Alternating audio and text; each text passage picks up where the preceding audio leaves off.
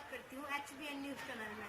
आज हम आए हैं अलीगढ़ शहर के जाने माने स्कूल वात्सल्य वर्ड स्कूल में। देखिए खास मुलाकात वात्सल्य वर्ड स्कूल के डायरेक्टर जी के साथ। लोग मुझे अमित पंडित के नाम से भी जानते हैं। आपकी संस्था का नाम? हमारी संस्था का नाम, वैसे स्कूल का नाम तो वात्सल्य वर्ड स्कूल है। अलग संस्था है हमारी दाऊदी एजुकेशन सोसाइटी। तो आप इस संस्था में किस पद पर कार्यरत हैं? संस्था में पद मेरा मैनेजर का है, स्कूल में मैं डायरेक्टर भी पोस्ट हूँ। तो सर आपने ये स्कूल खोलने की प्रेरणा आपको कहाँ से मिली? प्रेरणा मेरे छोटे भाई जो है वो खुद एक टीचर हैं और उनकी इच्छा थी कि एक ऐसा स्कूल खुले। बेसिकली मेरी प्रेरणा नहीं है, मैं इस समय सिर्फ चला रहा हूँ जब तक ये इंटर नहीं बन जाता। ये बेसिकली उन्हीं का है और वही इसके प्रेरणा स्रोत भी हैं, वही इसके कार्यपालक भी हैं। मैं तो उनके आदेशों का पालन करता हूँ, हालांकि मुझसे छोटे हैं, लेकिन वो जैसा बताती मैं करता चलता हूँ। तो आपको जब स्कूल को बने हो कितना टाइम हो गया, कब बना है स्कूल? हमारे स्कूल को 7 साल हो गए। उसको बनाने के दौरान आपको क्या क्या कठिनाइयों का सामना करना पड़ा, क्या संघर्ष आपको फील हुआ? देखिए मिडिल क्लास आदमी अगर ऐसा कोई काम करता है, बनाने के दौरान तो ऐसी कोई खास दिक्कत हुई नहीं थी, क्योंकि जितना भी हमने बनाया वो अपने बजट को देखते हुए बनाया। लेकिन लो कॉस्ट में हमको पढ़ाने में बहुत दिक्कत है। लोगों ने को हमारे यहाँ पर लोग अगर कोई नो कॉस्ट पे पढ़ा रहा है, नो प्रॉफिट पे पढ़ा रहा है, तो उसको मान्यता नहीं देते, क्योंकि फीस अगर कम हो जाएगी तो लोगों की सोच पता नहीं क्यों ऐसी होती है कि अच्छी पढ़ाई नहीं होगी, और महंगी कर दें तो लोग रोते हैं। हमको यही दिक्कत हुई थी कि हमारे पास स्ट्रेंथ कम रही थी, लेकिन धीरे धीरे कहते हैं अच्छाई देर से फैलती है लेकिन फैलती है, और जब एक बार फैली तो बहुत अच्छे से फैली। और आज हम बहुत खुशनसीब हैं कि 100% सेटिस्फैक्ट्री रेट है हमारे स्कूल के जो टीचर्स और स्टूडेंट्स हैं, यानी कि पेरेंट्स हो, चाहे शिक्षक हो, चाहे अभिभावक हो, चाहे बच्चे हो, वो हर तरीके से संतुष्ट हो गए हैं इन 7 सालों में।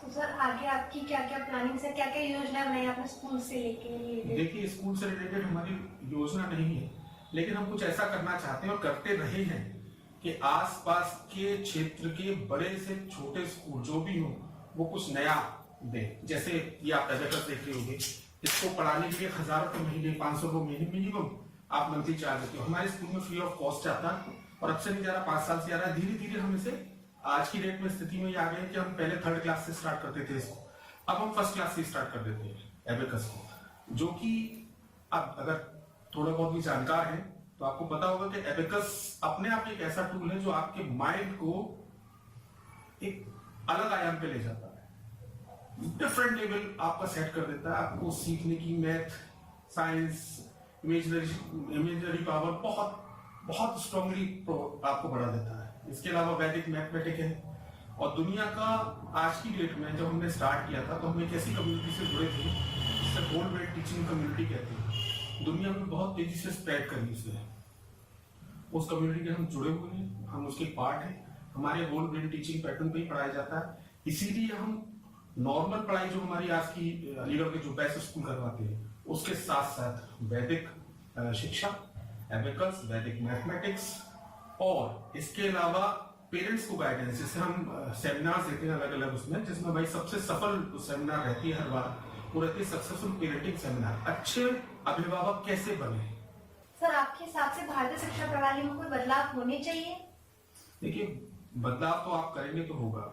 हम लोगों ने पहले से बदलाव कर दिया था और हम बहुत खुशनसीब हैं कि गवर्नमेंट ऑफ इंडिया ने आज जो बदलाव किया है वो हम पहले से ही लेके चल रहे हैं। हमारा पहला मॉड्यूल था जो नॉर्मली जितने भी इंग्लिश मीडियम स्कूल हैं वो पहले पढ़ाते हैं पीजी, नर्सरी, फिर एलकेजी, फिर यूकेजी, देन फर्स्ट। हमने वो पूरा का पूरा सिलेबस जो यूकेजी और एलकेजी का था वो इन 3 सालों में कंप्लीट कर लिया और सक्सेसफुली कंप्लीट किया। आज की डेट में हम गर्व से कह सकते हैं कि हमें एक क्लास एक्स्ट्रा बच्चों को पढ़ाने नहीं पड़ती। हमारी कोशिश आने वाले समय में ये है कि हम इनको 2 क्लास में कन्वर्ट कर दें और बच्चों को बहुत, आपको शायद नहीं मालूम होगा लेकिन मैंने सुना है, इंटरनेट पर थोड़ा बहुत पढ़ने को मिला है कि इंडियन स्कूल ऑफ चाइना करके चाइना में एक संस्था हुआ करती थी जहाँ के बच्चे, 1st क्लास के बच्चे अराउंड ऑफ 6 और 7 साल के, वो अप टू 999 तक की मल्टीप्लिकेशन डिवीजन मैनुअली कर लिया करते थे, ओरली। तो हम उसी पैटर्न पर चल रहे हैं। उसका नाम हम लोगों ने बदल दिया है वहां पे, लेकिन मैंने पढ़ा है ऐसा कहीं पर। वैसे सर, जैसे कि हम सब लोग जानते हैं, हमारे भारत में इतना सारा टैलेंट है, इतने सारे प्रतिभाशाली विद्यार्थी हैं, फिर भी हमारा भारत अभी इतना आगे नहीं आ पा रहा शिक्षा के क्षेत्र में। ऐसा क्यों? वो ट्रेडिशनल पेरेंटिंग की वजह से है। एक, जैसे आपको मैं छोटा सा उदाहरण दूं कि आपके माता पिता ने आपको डांटा मारा, पिटाई की, हम भी वही आज करते हैं। तो ये पद्धति क्या ठीक है? क्या आपके माता पिता को रिजल्ट मिला? नहीं मिला। आप उनके मारपीट से क्या आईएएस बन गए?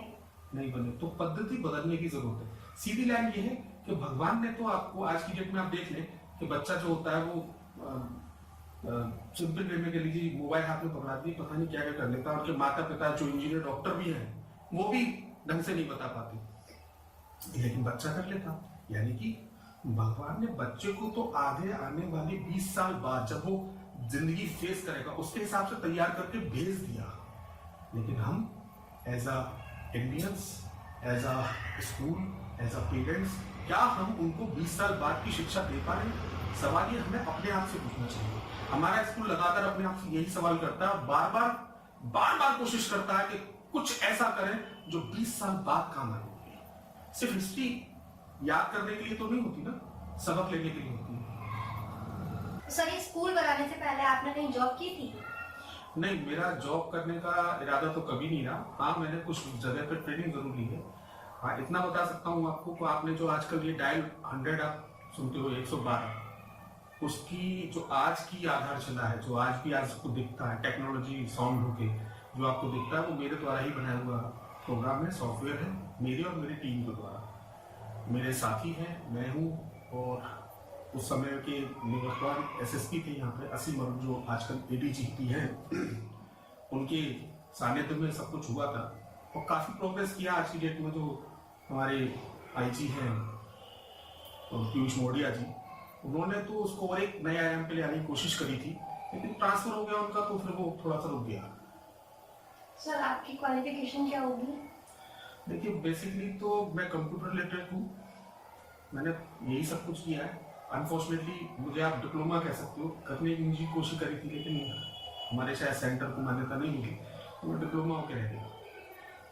तो सर, ऐसा कभी समय आया आपके जीवन में जो आप अपने इस निर्णय को लेके सहमत हुए हो या पछताया आया हो आपको उस पर?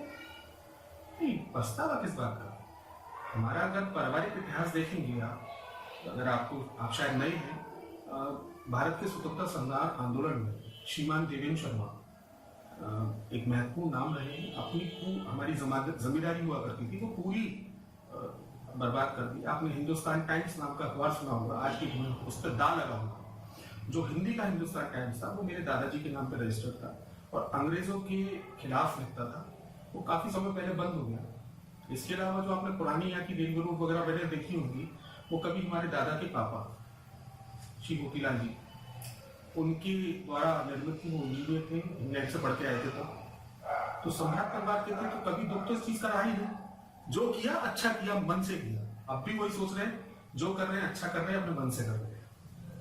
सर, आपकी हॉबीज क्या क्या है? मेरी हॉबीज एज सच बस मोटिवेट कर सकूं लोगों को, कुछ अच्छा करने के लिए प्रेरित कर सकूं, बस ऐसे ही रहता है। बेसिक वैसे कोई खास हॉबी नहीं है।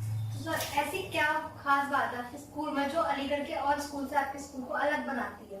एबेकस हमने जब शुरू किया तो कोई स्कूल नहीं सिखाता था। आज मैं नाम नहीं लूंगा भी स्कूलों का, लेकिन कई सारे स्कूल शुरू कर चुके हैं, बकायदा एडवर्टाइजमेंट दिखती है।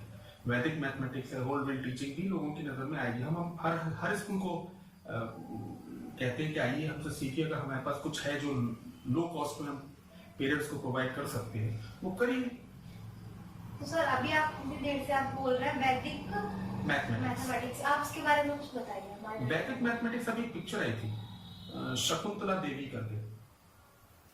मैथमेटिक्स का जीनियस बनना हो तो मैथमेटिक्स इज द शॉर्टेस्ट वे। क्योंकि जब भी आप ये पढ़ते हैं, हमारे स्कूल में सारे बच्चों से अगर आप पूछोगे, आज छुट्टी चल रही है, वरना आप खुद टेक्स्ट देखते हैं हमारे बच्चे मैथ में कितने अच्छे हैं। आप अगर किसी से पूछोगे तो आपको एक ही तरीका बताएगा। मैथ जो हमारा नॉर्मल मैथ है वो मल्टीप्लिकेशन करने का सिर्फ एक तरीका बताता है। वैदिक मैथमेटिक्स आपको मल्टी डायमेंशनल बनाता है, कई सारे तरीके बताता है एक ही क्वेश्चन को सॉल्व करने का। तो बच्चों का जिसे आप कहते हैं ना आईक्यू लेवल को बढ़ाने में बहुत कारगर होता है वैदिक मैथमेटिक्स। एबेकस, इनमें एबेकस होता है इमेजिनरी पावर, यानी कि दिमाग की जो छाया चित्र बनाने की क्षमता होती है उसको बढ़ाने के लिए एबेकस बहुत कारगर होता है, और क्षमताओं को बढ़ाने के लिए स्पीड कैलकुलेशन के लिए वैदिक मैथमेटिक्स बहुत कारगर होता है। तो सर आपकी और आपकी स्कूल की अब तक की सबसे बड़ी उपलब्धि क्या है? वो तो आप नया चैनल होके आप हमारे पास तक आ रहे हैं, जबकि हम कोई खास प्रमोशन करते नहीं है अपना। हम बहुत ज्यादा पैसों की वेस्टेज नहीं करते इसमें कि हम बहुत बड़े बड़े बोर्ड लगाएं या इस तरह की काम करें, क्योंकि हमारे पास फंड ही नहीं है इतना। हम जो लेते हैं वो खर्च कर देते हैं पेरेंट्स से, हम एक्स्ट्रा कुछ लेते ही नहीं जो हम एड वेड में खर्च करें। कभी कभी हमारा मन होता है साल में करने का तो हम थोड़ा बहुत कर लेते हैं, लेकिन ज्यादातर हम नहीं करते। तो अगर आप आए हैं तो ये सबसे बड़ी उपलब्धता है कि आप नए चैनल होके भी हमारा नाम जानते हैं, दूर दूर तक नाम कहीं पहुंच रहा है हमारा। हमारे पास आते हैं, भरतपुर के लोग आते हैं, भरतपुर के स्कूल वाले आते हैं, वो फ्रेंचाइजी अपनी मांगते हैं, लेकिन अभी स्केल डेवलप नहीं किया, हम कर रहे हैं अपना। हम 5th क्लास तक एक अलग जोन क्रिएट करें जो आज की डेट में लोग कहते हैं अगर हाई स्कूल तक इंटर तक का कोई कॉलेज स्कूल मिल जाए तो सेटिस्फैक्ट्री है। तो हम एक अलग जेन, हमारे मेरे छोटे भाई का ये सपना है कि 5th क्लास की एजुकेशन को हमारे पेरेंट्स मान्यता देना शुरू करेंगे। वो तब देंगे जब बच्चा कुछ करके दिखाएगा 5th क्लास, यानी कि 10-12 साल की उम्र तक। सर अभी आपके स्कूल की स्ट्रेंथ कितनी है? हमारे स्कूल की स्ट्रेंथ ऑलमोस्ट 200 स्टूडेंट्स है अभी, और चूंकि हमारे पास आते तो ज्यादा स्टूडेंट हैं, लेकिन हमारे पास बीच में हम लोग एडमिट नहीं कर पाते क्योंकि हमारा सिलेबस इतना हार्ड हो जाता है प्रैक्टिकली। सॉरी, हमें बहुत सारे, अभी भी मैं आपसे लोगों से माफी मांगूंगा कि जो बीच में आके हमारे स्कूल में एंट्री करने की कोशिश करते हैं उनको हमको मना करना पड़ता है। इसके लिए मुझे बहुत दुख भी होता है क्योंकि हमारे पास अभी इतना स्ट्रेंथ नहीं है कि हम नए सेक्शन बना के किसी नए बच्चे को डेवलप कर सकें। तो हमें इन्फेंट से ही लेके, स्टार्टिंग से ही लेके करना पड़ता है। बच्चे में पावर होनी चाहिए क्योंकि हमारा बहुत स्ट्रॉन्ग जो है वो सिलेबस रहता है। हालांकि किताबें सारे स्कूलों में एक जैसी होती है, लेकिन उसके पीछे पढ़ाने वाले का तरीका, पढ़ने का तरीका। अब जैसे कोविड का सिस्टम आया है, कोविड के सिस्टम से हम पहले ही ऑनलाइन पढ़ाई के लिए काफी कुछ हल्का फुल्का सिग्नल कर रहे थे, लेकिन अब चूंकि पब्लिकली बहुत अच्छे से हो चुका है तो हम एक नए जोन में लेके जाएंगे और रास्ता दिखाएंगे लोगों को कि हम दोनों चीजों को एक संग लेके कैसे चलेंगे। क्योंकि आपको शायद छोटी सी बात बताऊंगा, 365 दिन होते हैं, राइट? 365 दिन के अंदर 180 से 210 दिन पढ़ाई होती है, उसमें भी आप 25 से 30 दिन आप एग्जाम के मान लीजिए, तो एग्जैक्ट कंडीशन में 180-150 दिन के करीबन ही पढ़ाई होती है। बाकी के जो हमारे 200 दिन बचते हैं वो सिर्फ छुट्टियों में जाते हैं, छुट्टी एग्जाम, तो वो यूजलेस हो जाते हैं। यानी कि बच्चा एग्जैक्टली तो आधे ही साल पढ़ता है, आधे साल से भी कम समय में पढ़ता है। तो बेहतर है कि हम उसे ऐसी कुछ एजुकेशन सिस्टम डेवलप कर दें। ऑनलाइन आ गया है तो हम कोशिश करेंगे कि हम लोग इसमें सफल रहें कि हम ऑनलाइन और ऑफलाइन का एक कॉम्बो बना सकते। सर कोई खास संदेश जो आप हमें दर्शकों से कहना चाहेंगे? बस मैं यही कहना चाहूंगा कि देखिए इस कोविड के दौरान सारे लोगों ने यही कहा, मैं बड़े स्कूलों के भी हम अपनी एसोसिएशन में जाते हैं तो यही देखते हैं कि कुछ चंद पैसे वाले स्कूलों के चक्कर में जो सिर्फ पैसे को ही माई बाप समझते हैं और पैसा लेके वो कैसे भी अपने बच्चों को आगे बढ़ा देते हैं या सिर्फ पैसे लेके ही काम करने के इच्छुक रहते हैं, ऐसे स्कूल बहुत कम हैं। लेकिन सबसे ज्यादा शोशेबाजी भी वही करते हैं, यानी दिखावा भी वही करते हैं, इसलिए पब्लिक की नजर में वही आता है। हकीकत नहीं है ये। हकीकत में हम जैसे बहुत से स्कूल हैं जो बहुत अच्छा करने की कोशिश कर रहे हैं। तो मेरी आप लोगों से निवेदन है कि कुछ भी हो, कम से कम आप उन अच्छे स्कूलों को प्रमोट कीजिए जो आपके लिए अच्छा करने की कोशिश कर रहे हैं, ना कि वो जो सिर्फ पैसा कमाने के लिए या धंधा चलाने के लिए बैठे हुए हों। उनकी तरफ अगर आप देख के उनकी बुराई करोगे तो बाकी सब भी पिसेंगे। इसलिए आपसे बस निवेदन है कि स्कूलों का भी साथ दीजिए। आपका साथ मिलेगा तो आपके बच्चों का भविष्य बनेगा और हम जैसे छोटे स्कूल जो अच्छा करना चाहते हैं उनको भी ताकत मिलेगी आपको। धन्यवाद। तो ये थी खास मुलाकात हमारे वात्सल्य स्कूल के बने रहिए HBN न्यूज के साथ। वीडियोस देखने के लिए सब्सक्राइब करें HBN न्यूज, बेल आइकन दबाकर लेटेस्ट नोटिफिकेशन पाएं।